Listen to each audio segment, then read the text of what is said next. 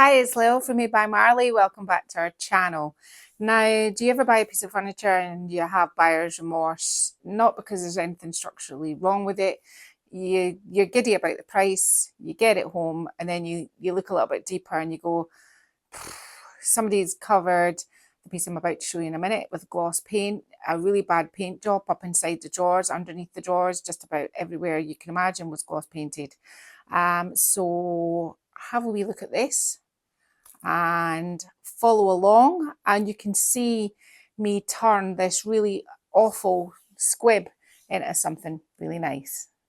Okay, so this is the piece. Now, when I first bought this, I didn't think it was probably painted as bad as it was until I got it home and I really had a good look at it. Well, its first problem was somebody has gone and painted this with gloss paint. That's not the end of the world because I use Annie Sloan, and with Annie Sloan there's no prep. I don't need to worry about that too much. My paint will stick to it. We can proceed. However, this piece is old, and it had, and I'll use the word had, some lovely dovetail joints there. They've finished the paint job here. It's pretty much the same in every drawer. It's an old piece. It's solid, but the problem is if you turned it upside down and I wanted to put it in a palette, maybe the wrong way around, I bet you they've just slapped the white paint underneath it as well. So I'm going to have to check that. So what do you do? Today's video is, what do you do when you've got a bit of a squib? And it's not a squib as in structurally, but something that is just not right. It's not been painted well. So we're going to kind of talk you through these fixes. So the first thing we're going to do is, this is going to have a really good clean. I mean, I don't know if you can see, in fact, I didn't want to put my hands on it earlier. I don't know if you can see how dirty the handles are. I'm going to get Martin just to remove them for a start off.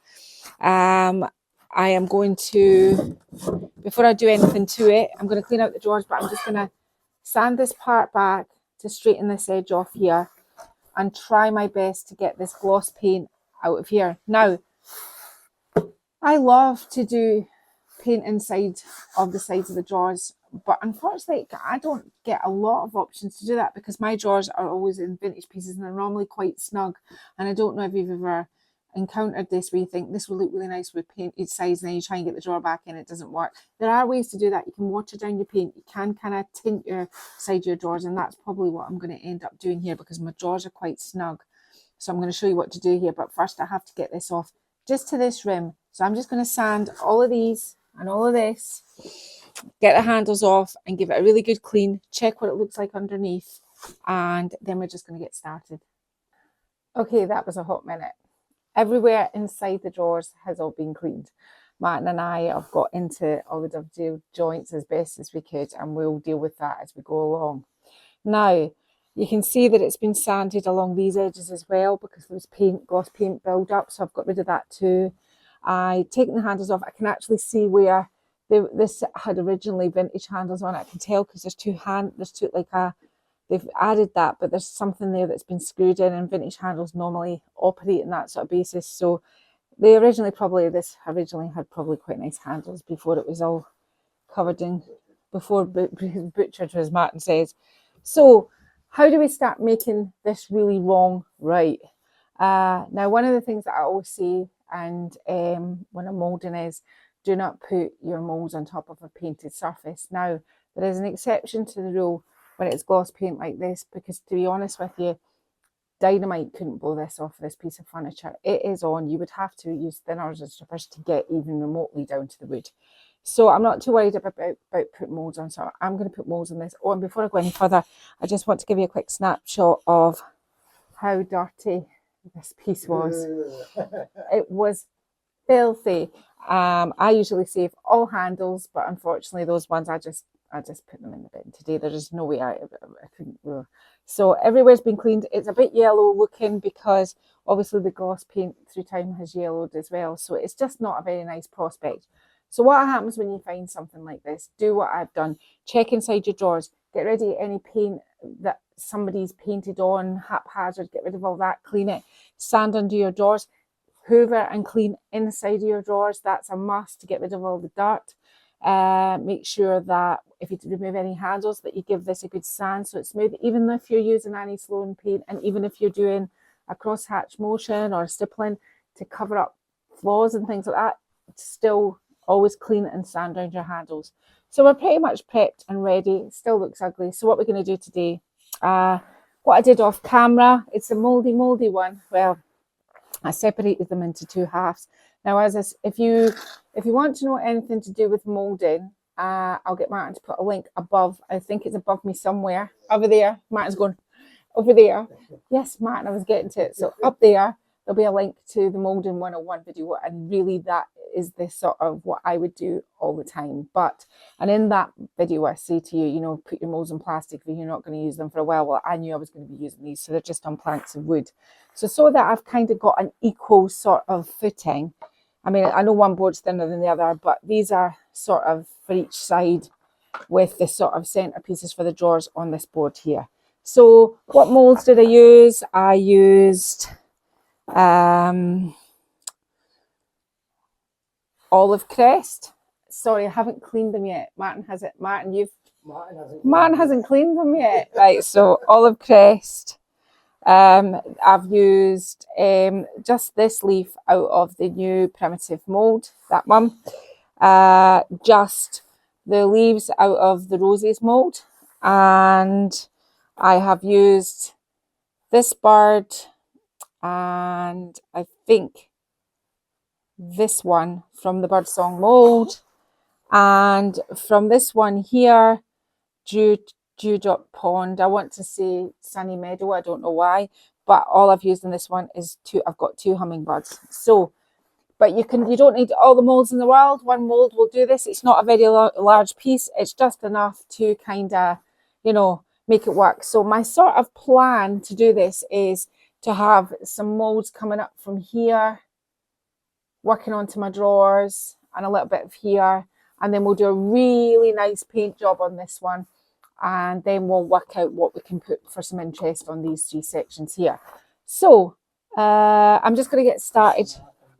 It's not going to be as long as usual, Martin. There's not as many as usual, so you don't need to worry. Now, the first thing I thought I was going to do with each drawer, but I will have to, I've actually worked out I'm probably going to have to open them, so I won't start like that. I'll start here.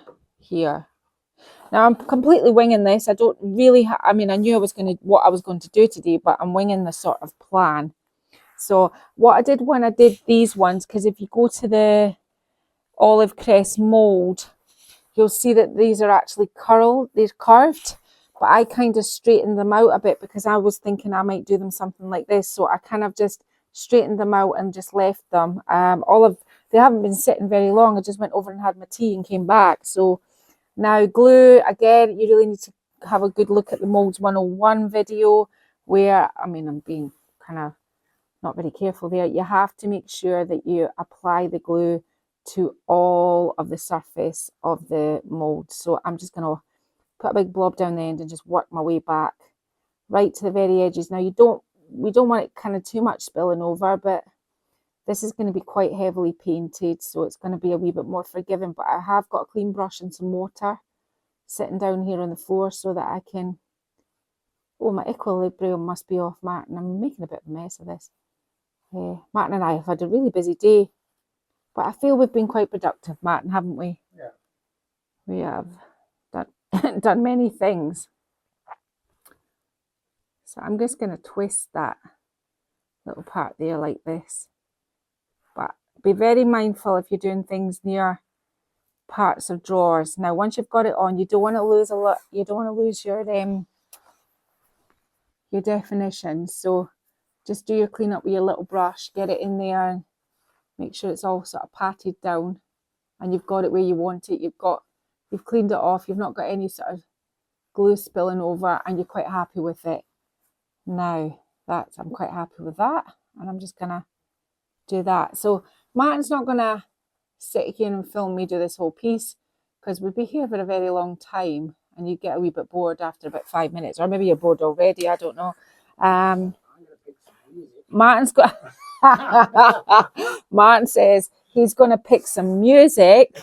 Oh, you lucky people. See, I don't watch my YouTube videos, so I don't have to suffer Martin's music choices at the end. But Martin's going to pick a little bit of music and he's just going to film me sort of strategically doing this along the way.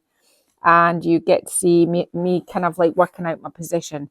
I mean, this video today is really, that's why I'm kind of skimming over a little bit of molds, is it's really about when you've got something and you get it home and you think it was much better looking in the shop, the prospects were better, and then you go, well, how am I going to deal with this? But almost always with these sorts of pieces of furniture that people have glossed, they've obviously glossed it quite quickly, so they make a wee bit of a mess of it. So it's just your job to kind of unmess it up, kind of thing. That's what I always think. Make it look so much better. The ones that always end up looking a wee bit better once you've had a go at them.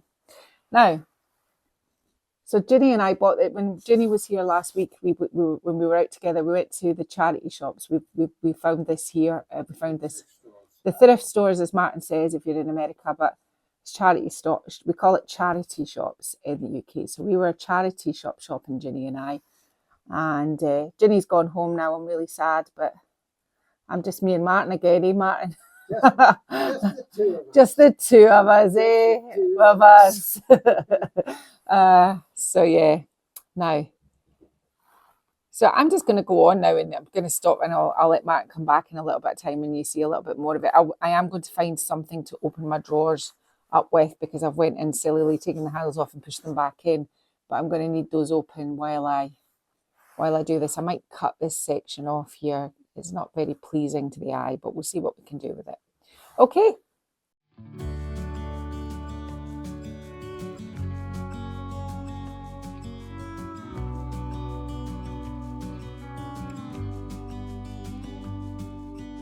Hey, I wish you could see yourself just sitting there on my chair.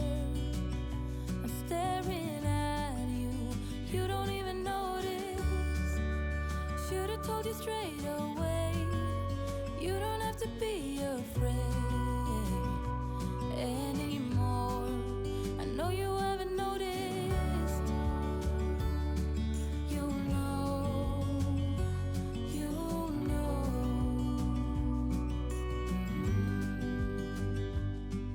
that I won't let you go.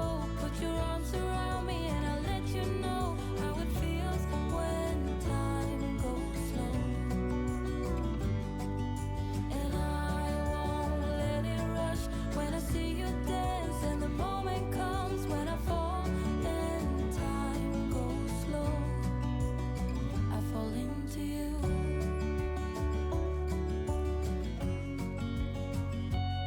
I fall into you.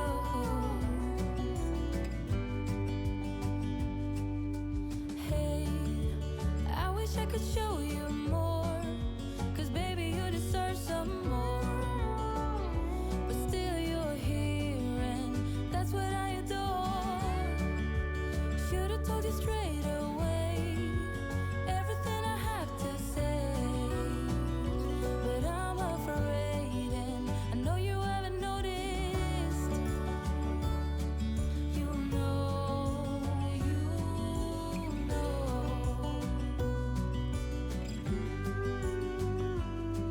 that I won't let you go. Put your arms around me and I'll let you know how it feels when time goes slow.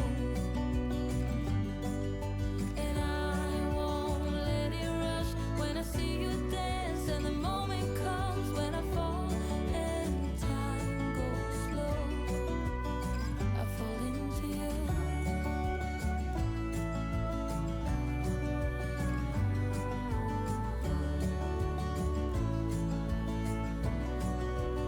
I fall into you.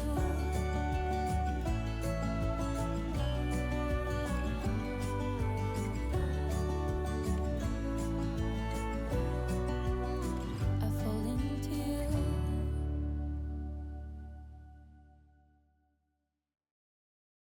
Okay, so I left this overnight in Scotland. Now, Normally I like them just a slight bit more dry than this, but they're crusty enough to be able to paint over. I probably will. If it wasn't for the fact that it's absolutely pouring down outside, I would have taken it over to the house. It was even raining this heavy last night, or we would have taken it over to dry it off a bit more. Good thing about mold, one of the kind of top tips about mold is you get a lot of cracking and separation and all these kind of things if it has a change in temperature. So it's good for it to dry slowly on its own. You'll get way less sort of it moving away from each other. And I can't actually think of the word, what I'm trying to describe to you, but you know what I mean. You're not going to get as much cracks and you're not going to get as much, I don't know, moving away. Well, I'll cut out. No, it's not that. It doesn't matter. Near the end of the video, I'll remember what it's called, but I've forgotten now. Anyway, so I've just nipped over quickly because this is going to need a base coat. Now, I'm not going to do it 2 solid coats for my base coat. I'm just going to do it 1. It's just enough to get rid of the tackiness, the stickiness, and put something underneath it. Now, I don't have this paint in a sauce bottle, obviously, because I was laughing to myself. Obviously, I've never opened it. It's called Chateau Grey, and I tend to not very often paint in grey. But I was quite mildly enjoying the fact that when I opened up, it's a kind of grey-green. So, what would we call that? Greige? No, green. I don't... grey. Green. Anyway, this is the colour that I'm using today. It's had a good stir up, and I am going to be applying it. I'm just going to close those drawers because I have no reason to have that one open right now. I'm just going to be applying it in a sort of kind of stipply motion onto my molds. Now, I'm going to be quite gentle. I'm actually going to swap brushes because this is an actual softer brush than that one because I don't want to lose too much definition. Now, you don't want too much paint to sit in your molds either. You want it kind of so that you don't lose any definition that way. So you're going to have to kind of work at it and going around it all. And you're just kind of feathery stroking it up and down just so that it's onto the piece. I will open the drawers at the end of this, but this is my base coat. Now I'm going to tell you what my intentions are for this piece. When I first saw the shape, I had already thought, before I'd even bought it, that I thought a lot of molds, but didn't go crazy on the molds. I think I'm going to turn this into, now it's a bold claim here. I mean, I don't know how you can tell me at the end whether you think I pulled it off, but I'm thinking a sort of Rococo style. So what are we doing for the Rococo style? I'm going to do lots of different shading up and down the legs. I'm going to do lots of gold. The ornateness is going to come from the molds. I'm going to find in fact, I've already identified her. I've got an image that I want to put on the top. I'm going to blow that up quite big, a sort of Rococo of the period sort of image. She's going to go on the top. But my sort of where this should hit at the end is kind of be more in the blues and yellows as opposed to this colour. This colour is just a sort of starter for 10. It's just an undercoat. So literally, I'm not going to make you watch this whole thing. You can see how gentle I'm being. I just don't want to lose any of my definition. I'm not absolutely soaking it with paint either. You can see I'm just kind of going gently. I think there's maybe a bit too much paint in there. If you think you've got too much paint, kind of move it around a bit. Now, in a minute, I'm going to have to, once the camera stops, the best way to paint molds is, once you've done it, is look from up, look from below, from side to side. If you see any white, you can catch it. Now, this isn't going to matter hugely much if I miss a little tiny part on this paint job because, as I said, there's going to be a lot of different colours. We will work out, I think, for this piece, because the inside of the drawers are very ugly, I think I'm going to sort of do something in the drawers with this one, and I'll show you how to kind of just colour wash the sides and maybe put a stamp on it just to kind of lift them up a little bit. But that's all I'm going to do. So you're going to need, for your Rococo style, go away, kind of do some research, get your sort of mood board together on the Rococo style, what you sort of want, what kind of colours you think you might want, what the style is. Very ornate. In fact, it suits me down to a T because it's quite over the top, and I quite enjoy a little bit of over the topness. Now, Martin, you would have never believed that about me. No, see? But, you know, sometimes I can't do over the top if I feel like it. The thing is, I'm choosing to keep my colours. Unlike me, I'm choosing to keep my colours. They'll be reasonably muted. They won't be, it's not going to be bohemian colours on this. No. Yeah, all the golds and the shiny bits, Martin. You're right. All the bells and whistles, that's what we're going to do. So, Yeah. Muted, Yeah, well, it is going to be muted, but the gold's going to be a bit in your face. But yeah, I'm not going to lie about that. And I won't be using paint for my gold on this one. I think of lots of mold videos that I've got. I don't actually think I've actually done one where I've actually just applied bog standard gold leaf to my molds. I think I'm always kind of doing either painting them, or maybe I have. I don't know. I've done so many now. So I'm just going to go on now, and I'm going to stop talking, and I'm going to do this. And then what I'm probably going to do is let this dry the most of the day. I don't think Matt and I won't be back out here till maybe about 10 o'clock at night to do the next part, and then it'll be more paint. And then tomorrow at some point we'll maybe get on to actually getting something done. But it's a slow process. But that's what happens when you're doing furniture. It isn't a quick fix. It's not an easy thing. And you saw how kind of ugly and what was wrong with it in the beginning. So these are the things that make a difference. So I'm going to get on it, and I'm going to do this. Okay, so before we do any more painting on the furniture itself, I want to put some decoupage on the top. Now, I told you earlier it was going to be quite a pale, muted image, but I then revisited Rococo, and then it took me down a Marie Antoinette route, and before I knew it, here was where I ended up. I had to rethink colours and everything. So here we're at. And obviously as well, I wanted her bigger than the normally 3, so I'm just going to have to adjust. So what I'm going to do is I'm just going to cut very carefully, and this is going to be a challenge for me. I've done this many times before, made them bigger, and I just sometimes have to kind of touch up the face where I go a little bit wiggly. I'm not a great advert for straight. I don't want to start the wonky debate again. So you need to cut, if you're putting 2 images together like this, you need to cut the both sides of our face, through our face first, because we can rip the rest for a good blend. But this part is the part we need it to pretty much join up. If not, our nose will be at one side of the furniture, and her eyes will be at the other now. So I was going to do sort of pale powdery blues, but I'm now going dark green, dark blue, a sort of limey colour, and I'll run through my colours in a minute. So let's get rid of those pieces and parts. Now, Jenny likes it when I say pieces and parts. So I'm just going to rip this part here. It's just to give me a nice blend when I go to blend it in. And I'm going to do the same on this side here. So the top is going to be a little bit darker, and then the colour's going to run down the edges on this piece of furniture. Now, let's talk about something that I think we all struggle with. This kind of style is slightly, in fact, it's more than slightly, it is, let's be honest, it's out my comfort zone. And what do you do when you work outside your comfort zone? I've got to say this, and I think it's true. Anytime I work outside my comfort zone, I feel way more resilient for tackling the task and doing something different the next time. Everybody knows that Bohemian comes kind of easy, and I understand it, but this isn't always something I do. And I think it's really good if you're creative to work outside your comfort zone. I think it teaches you a whole load of lessons.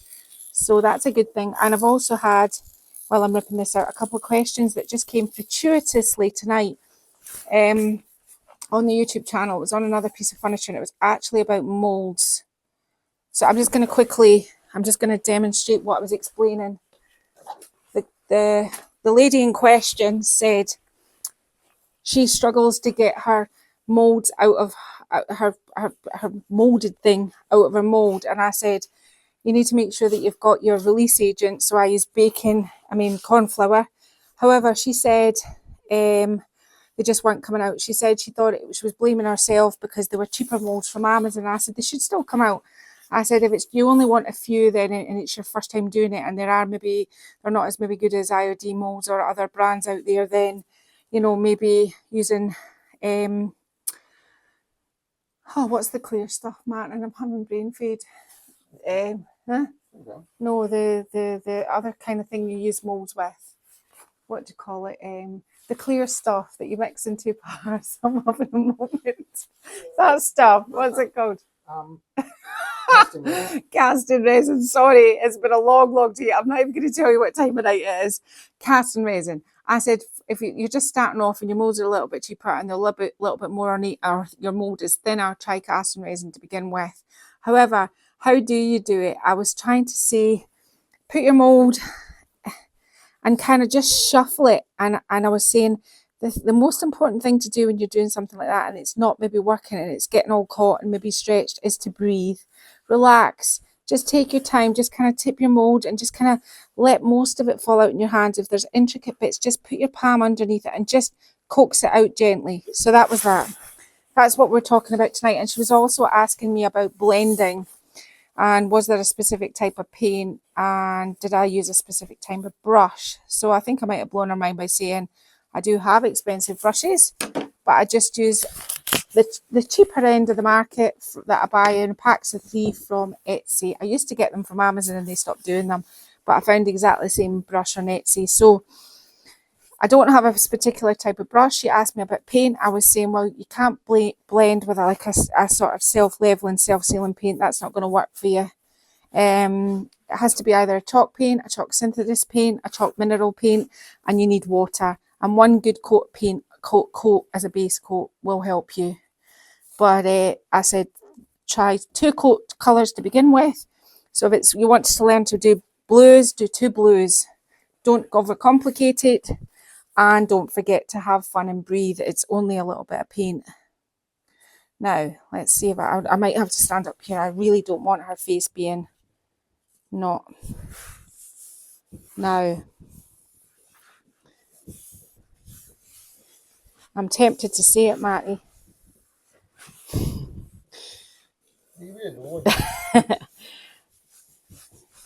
When you've got it down and you've got it pretty much wrinkle free, just leave it alone. I'm just checking that I've not got any sort of lift on my edges down here. I'm just going to run my glue around these just in cases. I will just bring that round that edge there. Don't worry about how ugly she looks right now. She's going to be beautiful. Now, Marie Antoinette, when I was reading about her today, was excessive. She liked everything. Clothes, feathers, gold, you name it, she liked it. And although everybody says, you know, she kind of coined the phrase, let them eat cake, she didn't really say that. She just wanted everybody to have a good time. So to me, well, that's the way to go, isn't it? So I'm worried more about her face and not the rest of this because I can blend the edge off. I just want to make sure that she's looking pretty good. Now, as you can see, I've not exactly at this edge here made her look spectacular, but I can blend all this in. So I'm only taking it to this edge because I can sand this edge here off. I just wanted the majority of her face in. Now, I've got all the wrinkles out it. I have to be careful here because I've done this many times now with double sheets and it's always kind of better. Now you're not going to have to do this, but it's always better if you put the second sheet just slightly over the top of it. It just makes it a nicer edge. I'm always overcomplicating things. I can't help it. Now, you can already see there's a few wee wrinkles coming up there. I am just going to literally leave it alone. So, we're going to leave her alone and we're going to start working on the front. So I'm going to go away and set up my paint. Okay, so I've started the blend here and down, and I've done one leg. And now I'm going to show you what I've done here, here, and here. Okay, so always remember if you're doing something like this, once you've done it, if I had thought that I was going to change tack on my colours, I wouldn't have put such a light base coat on it. But I've decided there's going to be some light in her skin and I'll pull it all together at the end. Kind of like, yeah, just, you know, choices, isn't it? Just want to open this a little bit. I still have the insides of my drawers and everything to do, but I don't want them to glue shut. Okay, so Marty, I'm sorry, I'm going to be here now. Poor Martin. Now, poor Marty. I'm going to be using Annie Sloan's Furl, which is sort of chartreusey, sort of greeny colour. And a Busan blue. So these are the two that I'm using to do this. Now down here I have on my palette a little bit of Giverny that I've just put on the side because I was kind of tapping it here and there with Giverny. And I've got some black there because by the time we get up to her, when I get to the top I'll show you, but we'll be going black and gradiating it out to the greens and the blues, moving it out, and we'll put some sort of baroque, well no, we're mixing genres. We'll find a sort of stencil that's going to make it all work. So anyway, onto these drawers. How was I going to do it? And this, if the lady that was asking me all about blending earlier is watching, I'm just going to show her now. It's, to be honest with you, everybody blends different ways, and you can do different kinds of lots of blends. If there wasn't always molds in this would be really quite easy, but it's not. So I'm going to start with, because I want it to look cohesive when I put on my drawers and everything back together. So I've got the sort of, on this one here, I've got a sort of framed it out with sort of darker colours around these edges here, like this. Remember, and keep spraying your brush. Don't spray your piece, spray your brush. There now. It's kind of lifting because it's got that pale colour underneath, but this is just our base coat, so I'm not too worried. The good thing about a base coat like this is it gives you a chance to play with your paint and work out where you would like it all to be. Now I know that this here, I want the greeny colour. So I'll wet my brush again. Let's get some green in here. Because I'm going to have to come back over this and really highlight it with the green because it's much lighter.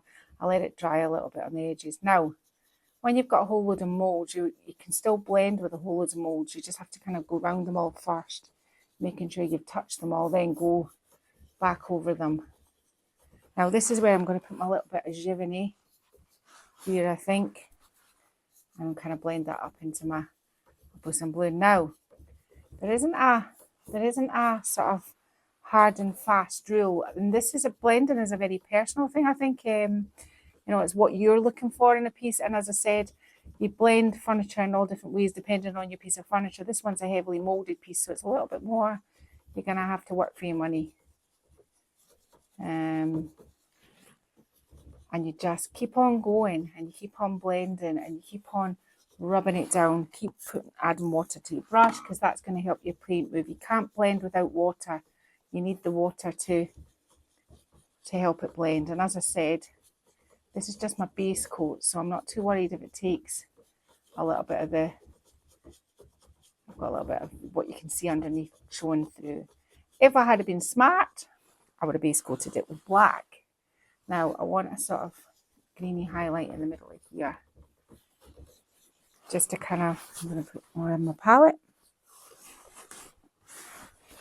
Just kind of trying to make them look a little bit, oh, that's quite a lot. I'm just going to move this over to this side just now, and I can blend this in.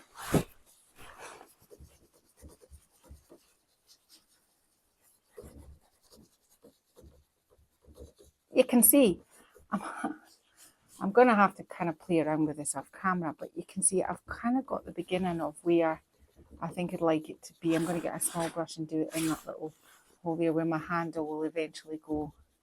Martin, it's one of those ones, the ones you don't like, where you're trying to... Oh, Martin, don't make it easy for you. Oh, you had to put a mould. I know. I've done it before with Martin where I've done this, but I forgot to make a hole. And then I went away and did something else for a week or two and came back. And he's having to drill it all out so he can get my handles on. So, I have learned a wee bit, Martin. I mean, I did make you a wee kind of starting point. So I'm just gonna close this again just so I can fix here because obviously I'm not really enjoying that. Just gonna do something like that around here. I want to kind of make this work better. So you can see how, get up in there, that little groove up in there. You can see how it's kind of taking shape. And I think I maybe want a little bit more yellow here. Just to kind of... Now, these are all going to be covered with gold. So it's really this sort of underneathy, the furniture itself that you're trying to put the highlight on, you're not going to see a huge amount of this. Keep pulling the paint back off it. I'm wondering whether maybe that might lighten and brighten this up. Yeah, I think, see, I'm just playing with it now, and it's just about try not to over rub there, and then just rub that down into there again, and then you start again until you play with your paint and you get it about the way you want it. I went and stuck my nail in there, that won't help. So that's pretty much what I'm going to do for the base coat. I can kind of start us off on this leg here. Can you still see there, Marty? I'm just going to put a little bit more paint on my... So again, where did I go? Kind of started with this blue up here. Spray my brush. A bit much water actually.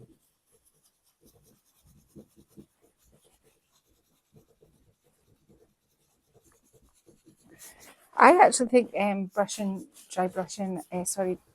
blending my molds is actually quite therapeutic. You have to kind of keep on going, but it's quite therapeutic. Okay, on there in the middle.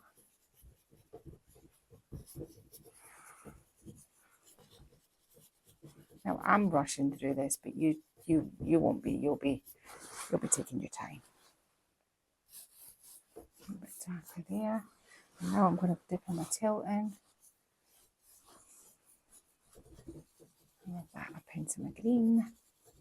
So I am going to go on, and I am going to do the whole piece like this. And then what I'm going to do is I'm going to open my drawers and leave them, and we'll work on the top, and then we'll leave it for tonight, and we'll come back and do our second coat tomorrow because it's going to get too wet. The molds they're crusty enough to paint, but they're not as dry as I would have really liked them to be. Been too much rain here to move it back and forward, so I've just left it in the stable, and things don't dry as well here as they do when there's a bit more heat. So they're not as, I don't want to kind of saturate it, because all you're doing is adding a whole load of moisture on top of those molds, and now I'm painting those molds, which makes it even more crucial that we kind of let it settle down a wee bit. So I'm going to get on. I think I've shown you enough of what I'm doing here. I mean, I don't want to bore you. I'm going to get on and do this now, and then when it comes to the top, we'll come back again, and I'll show you how I'm going to blend up to my decoupage paper, and then we'll open the drawers and let it dry for the night. Okay, so all around the back, all around the front has had its first coat. Tomorrow we'll get a second coat.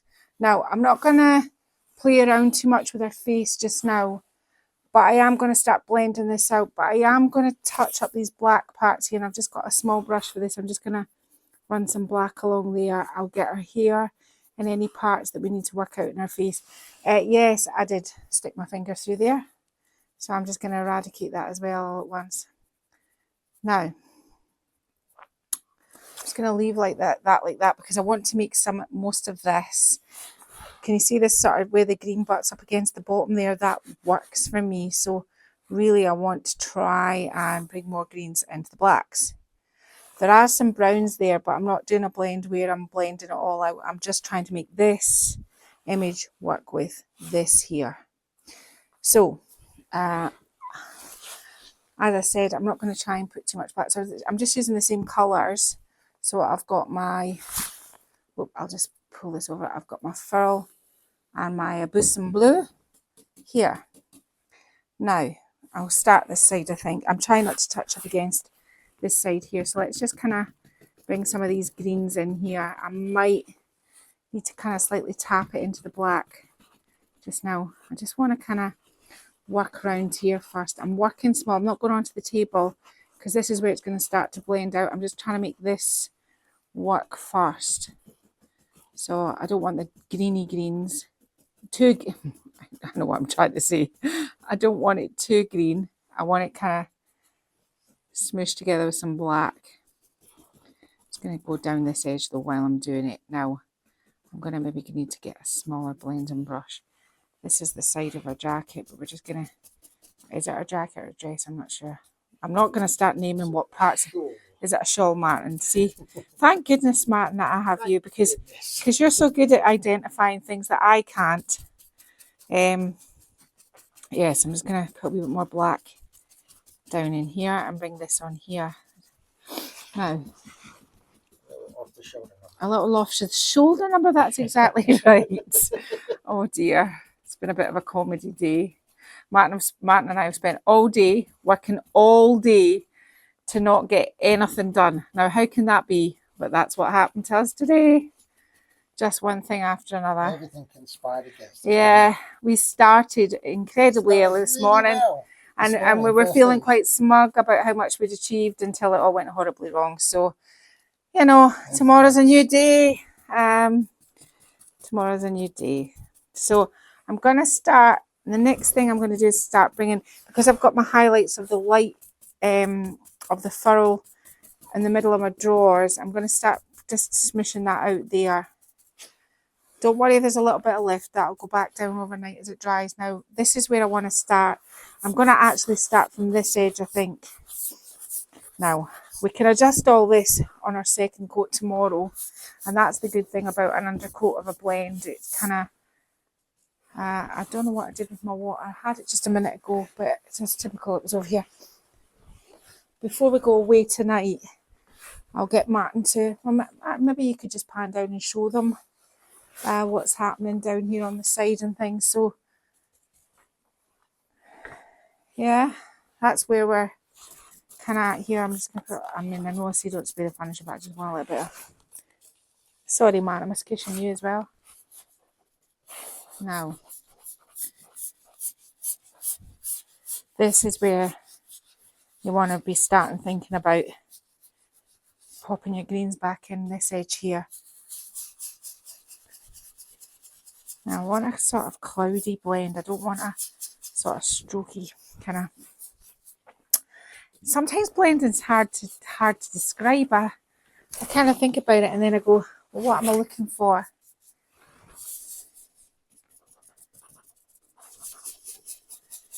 And I can come back over this with some black.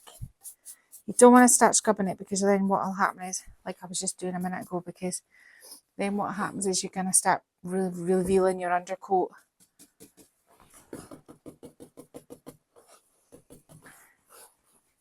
There, bring that out to that edge there.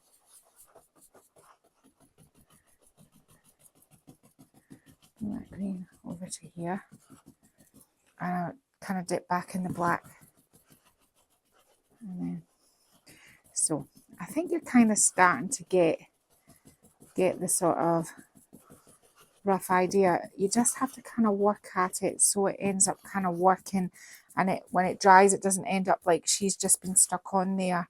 I might have to kind of like put this back in here with a little bit of black. I've got rid of that, but I think it kind of needs it. So I'm just going to darken this up here. Her shawl, Martin. That's what you were saying, isn't it? It's her shawl. A little off the shoulder number. Oh, stop. Oh, there we go now. So you can see what I'm doing now. I'm kind of smooshing them together on this part. I don't want to go back in there again. I've kind of. It's always good with this kind of thing is to kind of, you can stop and take a break. So what, you're kind of finishing halfway through your blend. That's okay.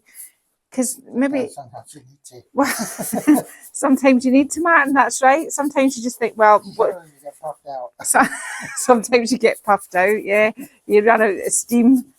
But yeah, I mean, I've done it before. I've kind of like got halfway through and I've thought, you know what, I'm kind of, this is as much as I want to do it this tonight. I can come back tomorrow.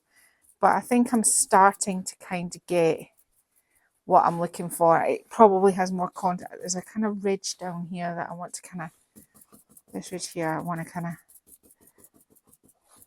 I want to run it sort of that it's cloudy and then in this. But I think, Martin, if you could stand behind me and just so that they kind of get it sort of more in context, that's, so this side is kind of done.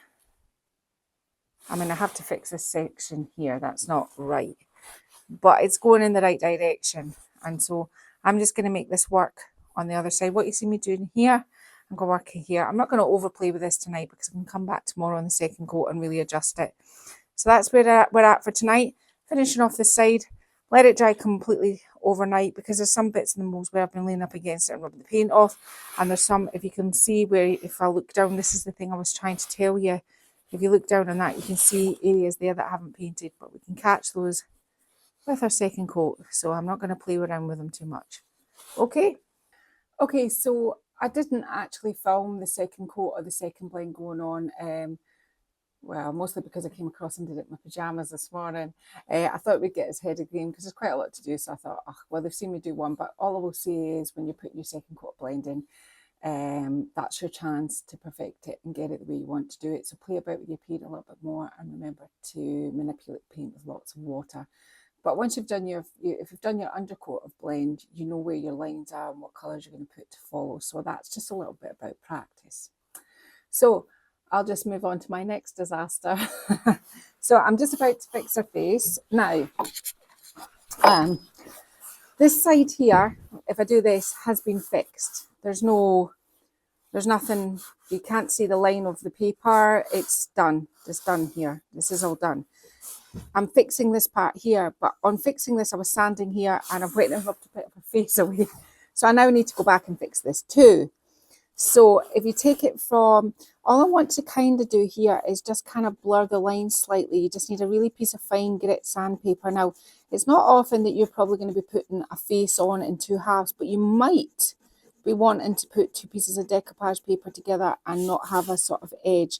So all I'm kind of doing with this process is just rubbing it down to make it a little bit smoother for when I put my paint on. Yeah, I'm going to have to go across her nose like that.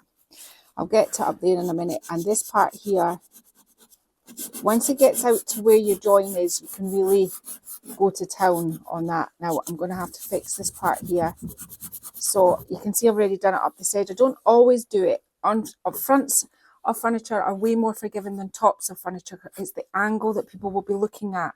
And you want this to look like it's always been, not it's been applied with decoupage paper. And that's these sort of things. So you just have to kind of like rub off your edges like this and make sure that you've got that smooth. And then you just do your blend over the top of it. Now I've did 2 coats on this already, but I can just go back and do it. And I think with it something like this, a kind of circular motion like that. Now, I have to be careful here because there's not a huge amount of chalk paint on that. So I'm just lightly rubbing. With these kind of things, it always starts to look a little bit messier before it starts to look a little bit better. Now, whoops, I've just made a mess of my paintbrush. I'm actually going to now have to take my jacket off because I just wiped it on my jacket. And then I'm going to lean it up against the front of the furniture. Okay, so what I've got here, I've got my greens and blues and my blacks to blend in this area, but I'm starting to look at facial colour. So I've got a little bit of, I'll just run through what these colours are. This is Annie Sloan's Old Ochre. I've got Annie Sloan's, I can't remember because, no, this is Antoinette Martin, but well done. That was really good. Can you remember what this is called? Versailles. And a tiny, tiny touch of Barcelona Orange, because there's always a tiny little touch of orange in a tone of a skin. So let's just kind of, I mean, maybe not much like that. You don't want to end up look like she's been tangled, but she's got more of a sort of pinky hue. So, and this just takes time to play about with it. Now, you don't want to go in heavy-handed. That's the last thing you want to do, because it'll end up you kind of make a bit of a mess. There is a bit of a sort of browny tone in here. Let's try and, so I can see that's too light.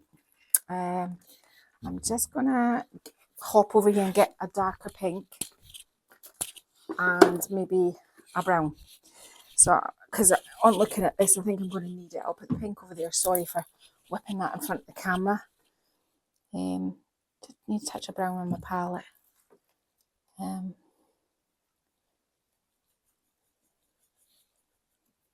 Let's see how this goes.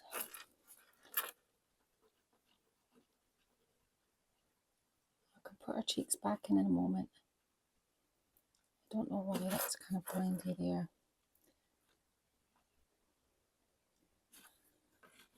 And all I'm doing is I'm starting to make that line of where I'm joining them together disappear. And that's not easy, and that takes a little bit of rubbing around with your finger. Where you think the tones are a bit browner or a little bit darker, you can add a little bit of a darker tone, but maybe not as much as that. Put that in there and just shimmy that around. Up in her eye here. So you can see what I'm doing. This is kind of like, you know, when you try and match the colours to things and you're trying to get a colour match. Sometimes I think we need a bit more of a grey up here. Now that's too not the grey, but if I do this with my fingers, the trick is just to play around with it until you get it back to, it would have helped if I hadn't rubbed half her eye off, to be honest with you. I mean, that's just typical of me. I wasn't concentrating. I'm going to put a little bit of cornflour in that joint there and just rub that in. Oh, not as much of that. So do that, and then we're getting back into our sort of darky shades here, the darker kind of tones. So I can go back and I can do that. But it's all about putting it on, rubbing it off, putting it on, rubbing it off. And I'm just going to clean my brush a bit and try and get rid of some of the black that I've just put on. I don't obviously have water here because that would be too sensible. I'm now wiping that in the inside of my coat. So I am literally going to, because I'm not going to make you endure this, because this is the bit where it takes so long. I'm not actually going to make you watch all of this. I am just going to go away and fix my little mistakes here. I want to get around her pupil there. And I'm just going to do it around there. But she has a bit of a pink under her eye. Now this Capri Pink is going to be way too pink, but watered down. I'll go back to this cheek and just test it on here, see. I think it is a little bit more. I'm scared that this could be very boring for you. Is this boring, Matt? Yeah. Well, you know how I said yesterday, Martin and I hadn't had a very productive day yesterday. Everything we tried to do went a little bit wrong. Today has been much better, Martin, hasn't it? Yeah. Today has been a much more productive day. Yeah. That's too white. I'm kind of starting to kind of enjoy that a little bit better. I'm going to have to put a shadow back in there. It's helpful if you look about at what's happening in the edge. So you can see that there's a dark shadow down the side of her cheek there. So we want to kind of, the paint is a little bit too dark, but this is going to be too pink. Yeah. So I'm kind of like, feel it probably to you that I'll get on with it. I haven't progressed much, but you don't want to be adding this into big amounts. That's not the answer. Now she's got a bit of a shadow there on the side of her nose. Oh, not much as that though. So you just dab it and rub it and dab it and rub it until you can get her into the sort of where you want to go now. I'm happy with this cheek here because I've kind of like eradicated my blend, my line where my paper joins. So that's okay. I'm just going to take that as that. This side here, let's just try and do the same sort of colour shade and we can bring it back up and see if we can get rid of this line here. I'm going to have to put some dark up in there. Do you get what it is I'm saying? I think you maybe do. I mean, I don't want to elaborate and bore you, but this is all I'm going to do. I'm going to have to fix her eye, obviously. I'm going to give her a wee bit more of a highlight on her nose. Put a wee bit more blush on her, maybe even brighten her up a wee bit. So I'm going to go on. I'm going to do that. And then once I've fixed her, obviously what I'm going to be doing is fixing this edge and then blending this for the third coat round these edges. I can see here where I'm not happy, so I'm just going to do this as well to this edge here, and that sands that edge, that step up. Sometimes you can blend perfectly and it just disappears, but when it's on a top, I'm always way more conscious that we put this on. So I'm going to have to go and do this, and fix her eye and face, and then we'll get to the fronts. The fronts next, we're going to be putting our gold leaf on. We are going to be I'll be showing you how to do the sides of the drawers, stenciling on the top, gold leaf around the edges, and then Then what I'm going to do is I'm going to put some words on it. Now let's just discuss.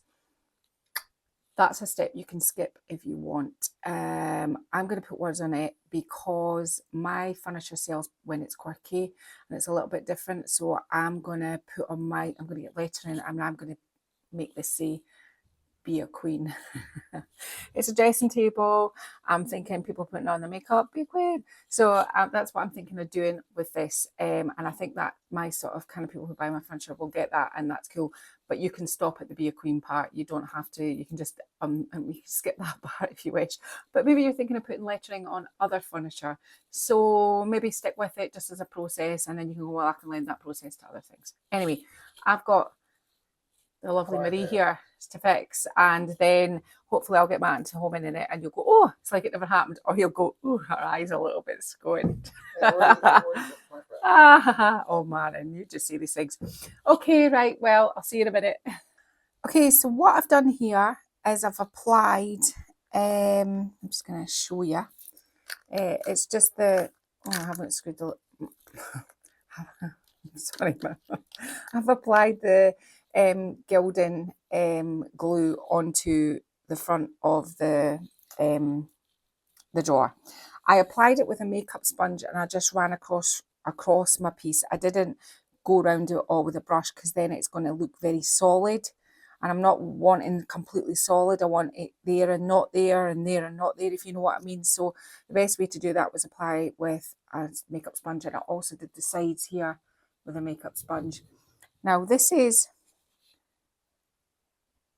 the second time I've used this, and to be honest with you, I'm not actually loving it. I don't think it's not exactly floating my boat. Remind me by the end of the video to show the one that I am actually using. But this one, to be honest with you, was more expensive, and I thought it was going to be better. But what I find is it's not incredibly sticky. So I've got my gold leaf sheets in here, and if you're a bit like me, I have like a graveyard of lots of different sheets that I've used from past projects. So I've got all sorts of colours in here, so I'm just going to try and get the gold out without all the other colours sticking to my hands, which that is a fail because I didn't manage that. Right, okay. I didn't achieve it, Martin. So this is what I'm trying to say to you about how not incredibly sticky it is. Normally when you go anywhere near gold leaf glue, it sticks so solidly, but I'm finding that this isn't. I might have to stop this mission and go back and find my older glue and see. I just want to see what this is like once it's kind of ran over the top of this, because I mean it might just be that there's not. I'll try and put a wee bit more on. I don't want to waste gold leaf, you see. I'll try down here and see how this goes and see what happens when I do this. I did when Ginny was here, I did a lamp base for my bedroom, and I painted the lamp base, and then I went to put this on it, and because I'd painted the lamp base black, and I wanted it kind of like this to be kind of on it, but not on it, if you know what I mean, with the black shining through. I thought it took my paint finish off underneath, which I hadn't sealed because you didn't have to when you're doing something like this, and it pulled it back off. But secondly, I felt like it was a real struggle to get it to stick. Now this might work in my favour because, as I said, I'm like you can see there, I'm not wanting, if I kind of brush this flower off and show you, I'm not wanting the whole thing gilded. I'm only wanting pieces and parts. So maybe I just need to, you know what, I'm just going to forge on. I'm not going to try and stop at this juncture, but I mean I didn't want it on everywhere anyway, so maybe this is just the key to me doing that. Anyway, I did an awful lot of talking there. You can see what I'm doing. Gold leaf, I've done many videos with gold, copper, silver leaf. It's just all applied the same way. It's applied in sheets, and you just stick it on, kind of manipulate it into where you want to do it, especially if you're using mould. If you're just doing a flat surface, you don't need to do as much of this, but you kind of push it down in and you then brush it off. I'm just trying to get a little bit more so I can go to the brushy on bit, and then you can see, I don't know if that's the technical term, but mean, it doesn't seem to be a huge amount of kind of stick, if you know what I mean. Anyway, I'm not bad mouthing them. I'm sure maybe I'll do that. I'm just I'll thinking. put a link to them in the description so you can avoid it. Oh no, don't do that. It's just I'm finding that maybe it's not maybe as sticky. But have you ever used gold leaf and it's so sticky? I mean, maybe this is the way to go so that you don't get, you know, as sticky as you usually get. I don't know. I'll stick one more sheet on. We'll give it a brush and we'll see what we think. I wanted a sort of on but not on sort of fashion anyway, so maybe this is going to suit me. But if I had applied it with a brush really like intensely all over it, I think I'd be quite disappointed with what I'm actually seeing. But let's have a look. What did I do with that brush, Martin? Do you know, I'm so bad. I had it a minute ago. Yeah. See, you were hiding it. Oh, I was hiding it. You were hiding. Yes, I was hiding it. You were hiding that. I'm just going to give it another little zhuzh round and see what happens. I am now currently gold leafing my own legs, so.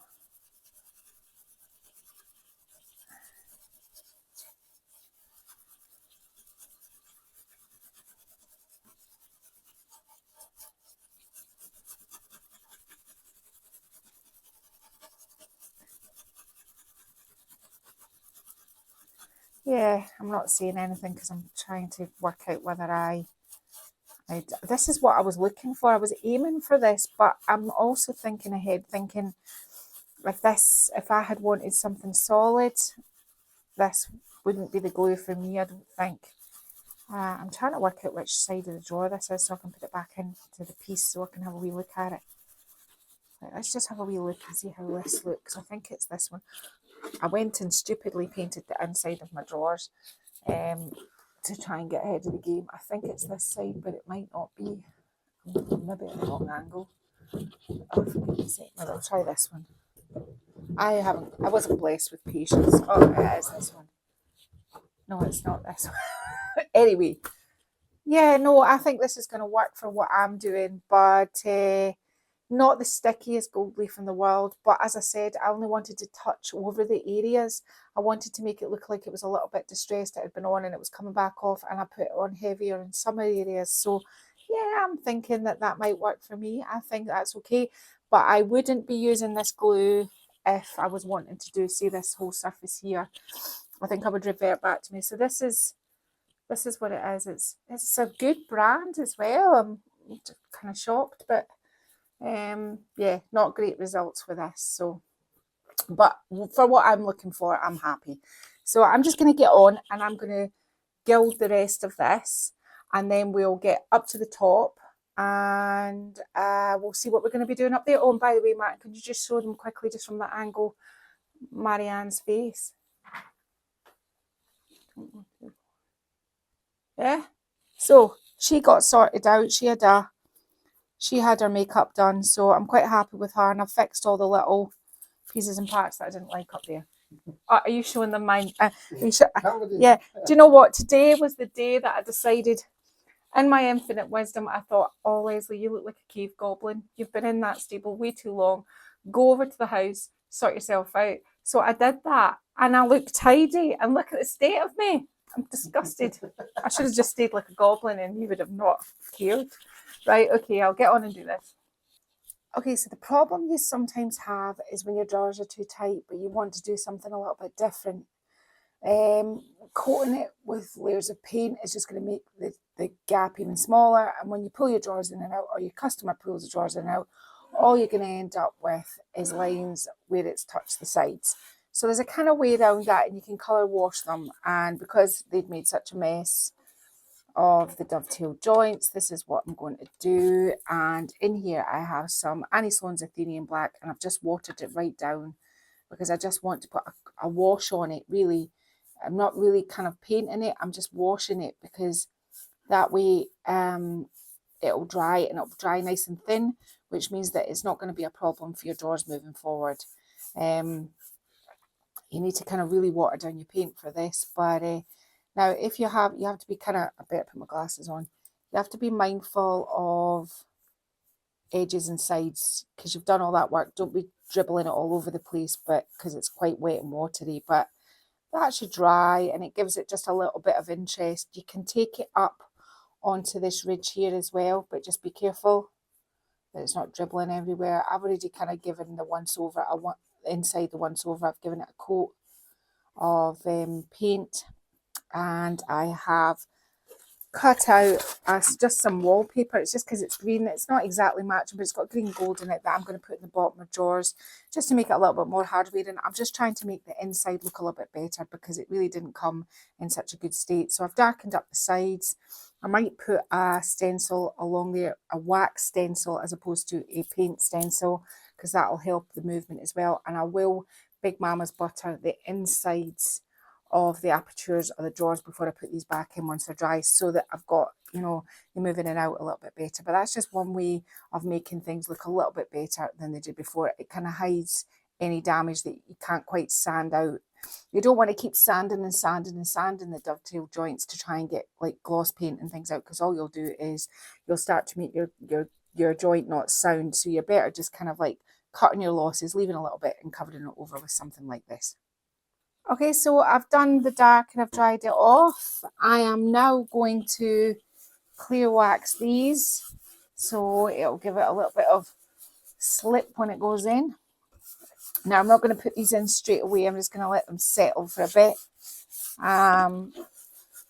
It just kind of brings out a little bit more of the richness. Now, another way you can do it is, now you can't put them straight away, is by doing something like this. I'm lining up the stencil. I've just got some Annie Sloan's dark wax, and all I'm going to do is just run this into here like this, into my stencil, and just bring these along my drawers. It isn't a muchness difference. Is that a word? I don't know. I guess what I'm trying to say is it's not in your face, but you could add a little bit, for this piece you could get some clear wax, and you could add a little bit of gold mica powder or a little bit of gold paint and make your own gold wax and do, like, if you wanted much more of an impact. But I think this is just enough. There's quite a lot going on. There's quite a lot going on in this already. So that's what I'm going to do to all the sides of the drawers, and I'm just going to let them sit out for a wee bit. They won't be properly cured, but they'll be dry enough to put back in, and they should stay in that shape. So that's all I'm going to do there. Okay, so I said I would come back to you and show you which one is my usual gold leaf glue, and it's this one here. It's called Visiba. This one here, this is how it looks, comes in these bottles. It sometimes comes with this one and a varnish, but I just buy the bottles without the varnish. And this one was the one that I haven't had good results with. It looks very liquid, so I don't know whether maybe there's something quite not wrong with it, not wrong with it, I was going to say. So anyway, I'm just going to put those down in the ground because I don't want to knock them. Sorry, Matty. Right, this is the part I had the roller and everything out because I thought maybe I want to do the letters in green, but I'm not going to make it too in your face. So I'm just going to stamp them on in black. And I'm thinking this is sort of going to be my positioning. I want them kind of irregular. Now, this is the part that you can just ignore if you're going to do something like this and you think like that. So I've just got my IOD letter stamps. I don't know which one this is from. I've got a few different typesets, but this one here I want big capitals, so this is what I'm going for. I'm inking this up quite juicy because I want it to kind of like stand out. I am not really giving too much thought to this. I mean, maybe I should have. And I'm just gonna stamp my words on. So you saw what my position is going to be. It's going to be a queen here, and that's what I'm going to do. And then the next thing, what I'm going to do after this is I'm actually going to seal the top, because I want the top to dry, because I want to put the same sort of detail with the wax, the sort of Baroque stencil, but I want to put it over my top coat. So I am just going to do this first so you can at least see one letter. Like so. Ta-da. So I'm just going to go on and do, I've lost my E. You can put my letters on and we'll be back in a minute. Okay, so I've just done the top.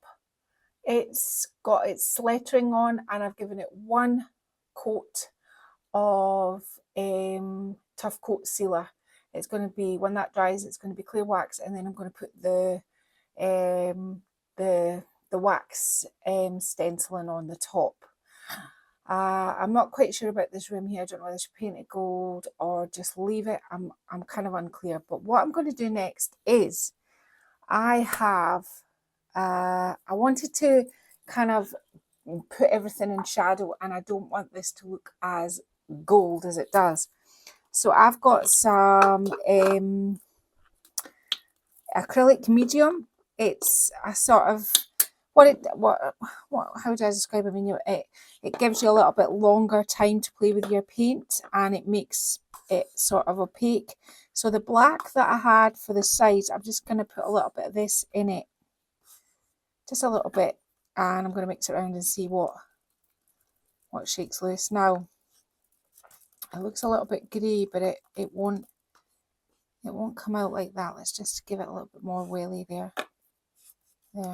Now, so what am I going to do with this? I have this on my brush and I have a rag ready, because I might not like this. I can be fickle, can't imagine. So I want to try it on an unobtrusive place. So let's kind of try it down. Let's see how, because if I can't manipulate it enough, I'm not going to like it. Let's just see what this looks like. Am I liking that? I think I am, but I think I'm going to add quite a bit more water to it, because I don't want it to be, I want it to be able to manipulate it a little bit more. Yeah, I'm just going to start working this around. I'm wanting it more in sort of like it's sitting into the grooves as opposed to, and this was my sort of kind of like alternative, I thought, to maybe wax.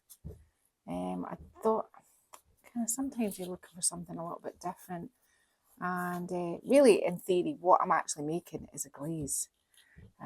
That's what I'm doing here. I mean, if you're kind of wondering, I mean, what's she doing? I'm just making a glaze. I didn't have any glaze, so I'm just going to make my own. So, quite often that's the case, isn't it?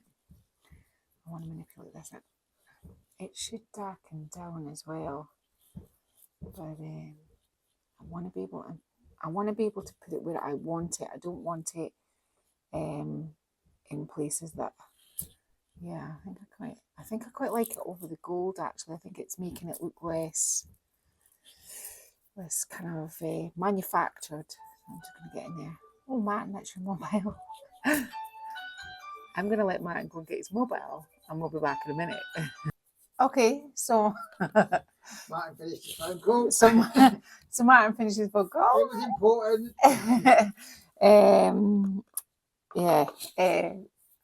All I'm doing is just what I was doing before, really. I haven't kind of progressed on.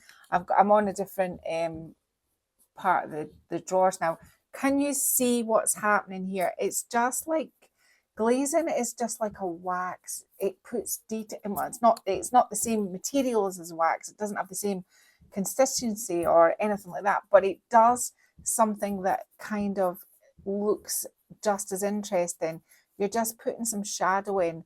I mean, I really quite like, and you can dip back into the thicker, darker stuff that isn't so grey, and you can do like a little bit more black in there, and then kind of rub it. This is sort of, depending on what you want it to look like at this point. But this is what I've been kind of doing. Anywhere where I didn't redo these bits where I touched it up with gold leaf. See here and here, I left those in because I liked them. But I will say I had to go back with my old gold leaf glue and redo some parts, because I just wasn't happy with how it had sealed, how it had tried to stick on the last lot. So lesson learned there. But I think sometimes if you're looking for something that maybe not too sticky, I thought it was human error the last time I used it. I thought I was kind of rushing, and I thought, kind of rushed that. But I think now, no, I understand it wasn't. So I'm also doing round here as well, just in little bits, just to kind of give it a little bit of oomph from a distance, which is quite good. Things to consider when you've had a lot of gloss in furniture. Can you see this down here? The more I'm adding, and this is a boo-boo, and I just see this little white bit here, Martin. Yep. The more I'm manipulating this with paint, the more it's rubbing off. Now, there's been 3 coats of paint on this, and it's dried between each coat. This here, the only way I can fix this is to open the drawers at the end, dry it, put the black back on, and seal it. And once it's dry, and it should be absolutely fine. But I'm just showing you these things because these things are very real if you're doing things like that, especially when it's under such a slick surface like gloss. So it's just things to be mindful of. Not too much water added. I added a little bit too much water there, and I twirled it around and went, lifted that off. So things to be mindful for. But I'm just going to go across now the fronts and this part here and down the sort of birds and things at the side. And by then my sealer on the top should be finished, and we'll do something a little bit more interesting up there. I'm still deliberating this line here, but I'm maybe thinking I might be a little bit cheeky and just get a gold Posca pen out and just run that around there. We'll see how we go, okay? Okay, so the top has been sealed and it is dry. This gold I just did with my Posca pen is good enough. I'm not bothered about that. In here I have 2 coats of top coat. I was going to do 2 coats, 1 coat and then a wax and then this, but I decided to do 2 coats of sealer, and it's all been dried. And now what I've got is the original furrow paint that I used in the beginning and some clear wax. This is just, I think I'm mixing this with it's not Annie Sloan clear wax, it's Rust-Oleum clear wax. So I'm just making sure that it's not lumpy and I've mixed in everything. And if you do make waxes like this and you don't use them all, just put them in a little pot and you can use them again another day. I think I'll probably get through this quite easily. Now, am I going to be able to get through this without putting it all over my furniture? Martin, do you think there's a case for me not? Now, who knows? Now, I'm not going to be too bothered really about how I do this. Maybe I should, but I'm not going to be. Now I'm not using any fancy brushes, and I am just wanting a suggestion of this on it. It's not going to give a huge amount of impact, but it will from different lights. You'll see it because it's obviously going on. It will where it's darker and won't when it's lighter, which will give it that sort of distressed look. So I'm doing it on a relatively light piece at the moment, but when I move along, so that's there. I think I'm going to do something like this here. This is a slightly darker patch, so you might be able to see it a little bit better. And I'm just going to randomly make a pattern. I'm not going to overthink it. I'm just going to make a pattern across the top of this.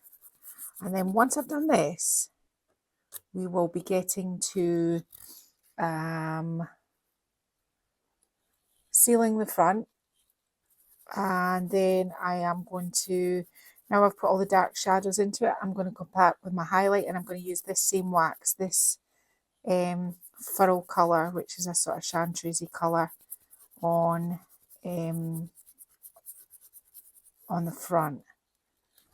So I think you can see this. I mean, it's not hugely, Martin, can you see it? It's more than visible on camera, yeah. All right, okay. Martin says it's more than visible. We're all good.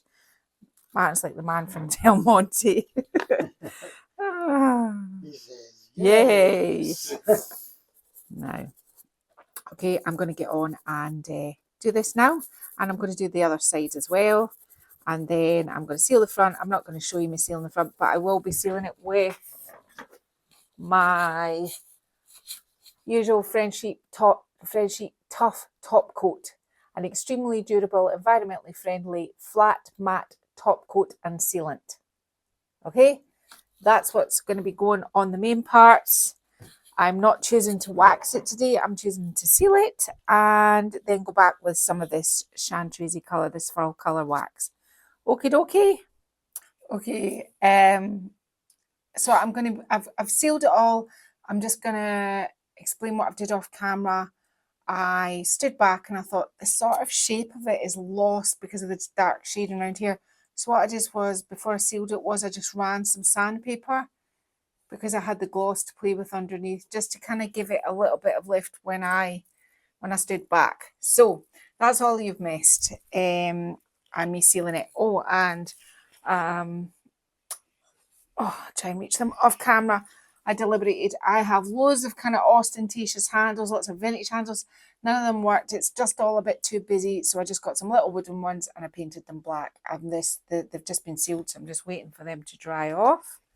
But before I can do that, I want to add some of this furrow sort of wax. And what I'm doing is I'm just kind of, can you see what I'm doing? I'm just kind of putting some layers, so that when you stand back, you're going to catch a little bit more of this sort of greeny colour around the edges. It's just highlights and lowlights. It's just something to make it pop from a distance. I just want it's more actually kind of more for my molds than as opposed to round it, but I'm doing a little bit of everything, to be honest with you. Martin, are you laughing at me? No. No, I thought you were laughing. Why would I laugh? Well, you never know. You plenty to laugh at. Yeah, so that's all I'm doing, and I'm just kind of touching it up here and there where I think it might kind of need a little bit of a lift. I'm going to put a wee bit in there, some in there, and as you can see, there's no sort of rhyme or reason to where I'm going with this. I'm just going with it. I just thought it brings in the green from the top, which now if you think you've put too much of this on, you can just wipe it back, but I'm not intending. I always quite like a bit of something like this, so I'm not really kind of like intending to wipe it back. So that's this drawer here. I don't think I'm gonna like particularly go, am I gonna go around here? I don't think so. Maybe I might do, but I'm not gonna overdo it. You're not gonna see me overdoing it this time. Okay, so I'll go and do these details. Everything's finished now. Just need to get those little handles on, and to be honest with you, I want to stage it out for you tonight, but I don't. I'm a bit concerned about those, but I'll see in a minute. Okay, so it's finished. What did we do today? Well, first of all, we decided that, well, we didn't, I did. It was quite messy. Gloss paint in the dovetail joints, halfway up the drawers, halfway in the drawers, underneath the piece. They went gloss crazy on this piece. So sanded, or Martin and I sanded, both of us, we did it, sanded back off all this, as much as we could out of the dovetail joint. And once we'd done that, I did a sort of blend on to, no, I didn't, that's not true. I applied the molds, and once I'd done the molds, I applied a blend, 2 coats of my blending. Then I'm getting it all wrong today. Then I applied my decoupage paper of, I found an image of Marie Antoinette and I wanted her a little bit big, so I did 2 A3s. What are 2 A3s, Martin? A2. So I made her into A2. I knew he'd know. And I had to do a little bit of facial reconstruction across her face just to make her work. I showed you how to do that by sanding back really fine sandpaper and just kind of tinkering around with your paints until you can get the blend right.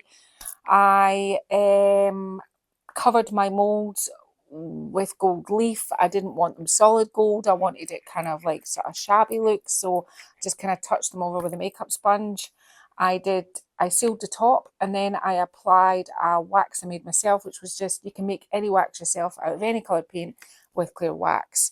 I then did the bottom half with a glaze that I made myself as well. I mean, it wasn't really officially a glaze. I'm not going to give you the official, but it was a sort of a paint medium that kind of makes your acrylic paints have more work time. So I used that with a little bit of water and a little bit of remainder of the black paint to do that, to give me sort of low lights all over the front, in amongst all the mouldings. I sealed the bottom half, and what I did then was I got the same furrow colour of wax for the top and I put it in amongst my moulds. I couldn't find the right sort of handles for today. I didn't want anything too in your face, too blingy, too ostentatious, and I have a lot of that.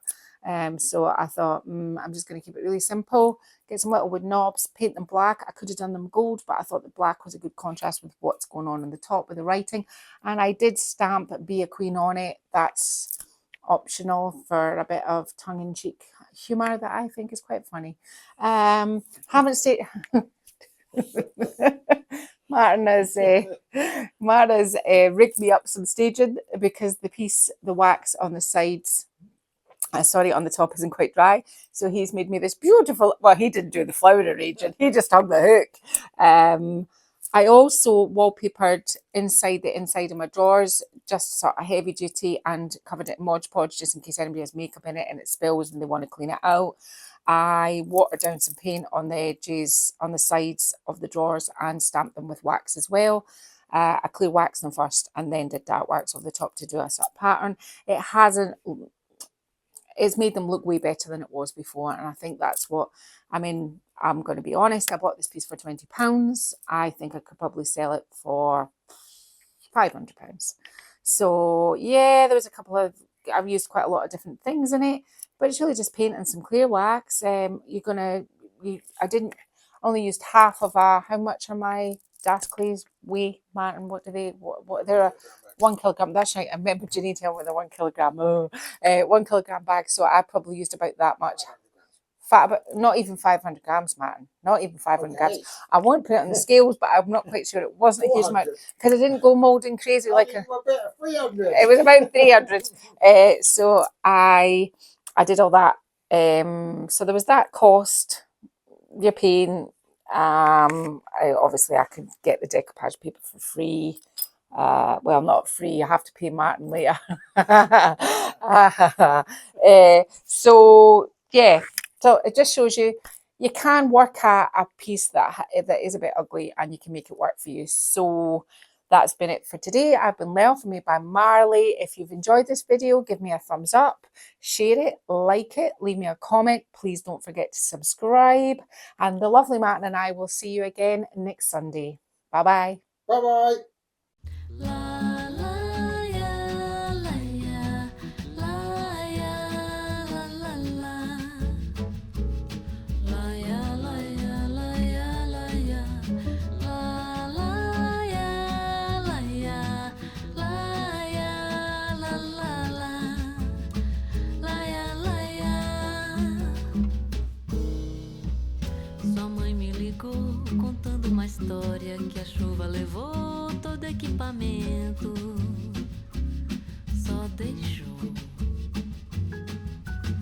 as roupas do varal, os limão do quintal e a pasta impermeável com os documentos.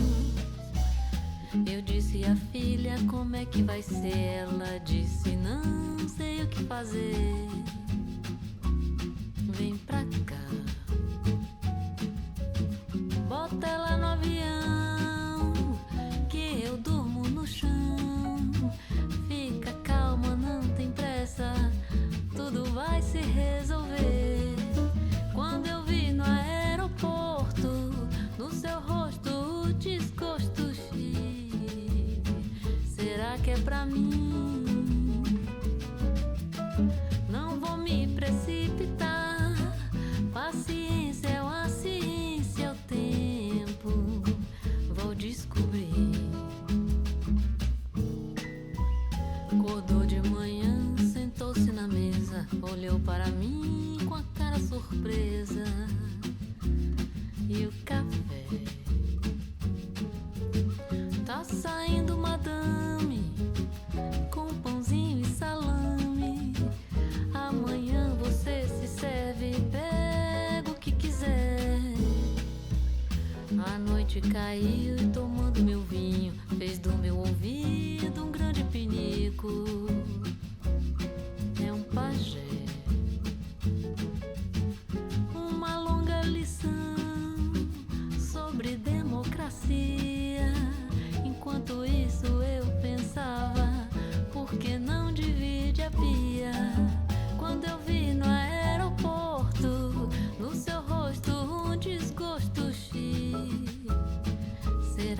pra mim.